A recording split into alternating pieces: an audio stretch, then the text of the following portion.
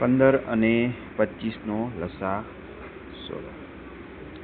તો પહેલાં આપણે અહીંયા લેશું 15 અને સાઈડમાં અહીંયા 25, બંનેનો લસા લેવાનો છે. તો 2 થી ભાગ ચાલશે નહીં, આ 2 થી ભાગ ચાલશે નહીં, એટલે આપણે 3 લેવા પડશે. અવિભાજ્ય સંખ્યા 3. તો 3 પંચા 15. 25ને 3 વડે ભાગી શકાય નહીં, માટે 25 ના 25.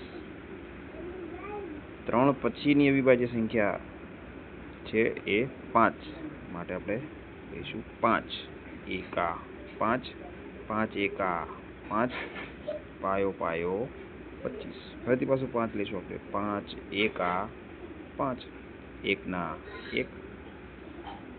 તો જવાબમાં અહીંયા 3 5 5,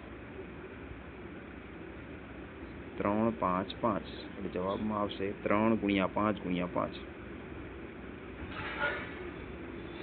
3 × 5 × 5 બરાબર પાયો પાયો 25 × 3, જવાબમાં આવશે 75.